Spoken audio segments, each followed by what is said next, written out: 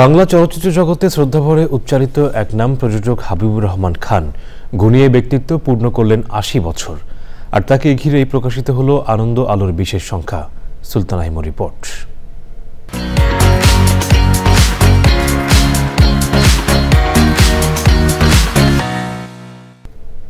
সৃজনশীল প্রযোজনায় বাংলা চলচ্চিত্রে উজ্জ্বল এক নক্ষত্রের নাম হাবিবুর রহমান খান। ১৯৭২ সালে নির্মাতা ঋত্বিক কুমার ঘটকের তিতাস একটি নদীর নাম ছবির প্রযোজনার মাধ্যমে চলচ্চিত্রে আত্মপ্রকাশ করেন গুণী এই ব্যক্তিত্ব।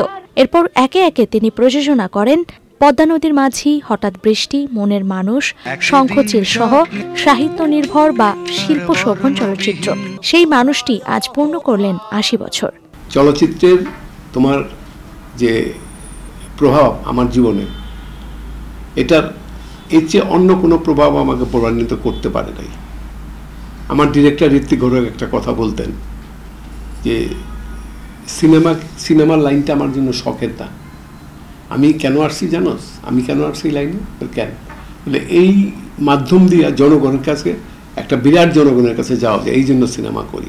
হাবিবুর রহমান খান এর বিশেষ এই দিনটিকে উদযাপন করলো চ্যানেল আই পরিবার। তার দীর্ঘ কর্মজীবন নিয়ে প্রকাশ পেল বিনোদন ম্যাগাজিন আনন্দ আলোর বিশেষ সংখ্যা। এই আমি একজন প্রযোজক হিসাবে এই যে আমাকে এখানে যে এই কভারেজ দিছে, সেটার জন্য আমি সত্যি খুবই আনন্দিত। এটা হলো আমার যে এত বছরের কাজের একটা স্বীকৃতি, সেই জন্য আনন্দ, not for the picture. Habibur রহমানের মতে পরিবর্তনশীল যুগে এসে নির্মাণ ও প্রযোজনায় আরো পেশাদার প্রযোজকের গুরুত্ব রয়েছে ইন্ডাস্ট্রিতে। এমন একটা বড় ইনভেস্টমেন্ট, তুমি মনে করো যে এই ইনভেস্টমেন্টে একটা লোক যদি লগ্নি করে টাকাটা লাগায়, সেই টাকাটা যদি না আসে, পরে টাকা পাবে কোথায়? সিনেমা ইজ এ ক্রিয়েশন, এবং ক্রিয়েশন কখন কে সাকসেসফুল হবে এটা ডিপেন্ড করে ওই সময়টার উপরে, এবং সেই সাকসেস হলে পরেই লোকে দেখে, আর নাহলে দেখবে না। ওই প্রফেশনাল নাই তো, প্রডিউসার নাই তো।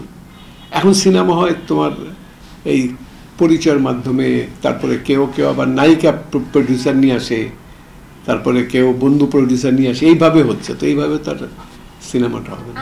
জীবনের শেষ দিন পর্যন্ত চলচ্চিত্রকে ভালোবেসে কাটাতে চান প্রযোজক হাবিবুর রহমান খান। Sultana Himu, channel I, Dhaka.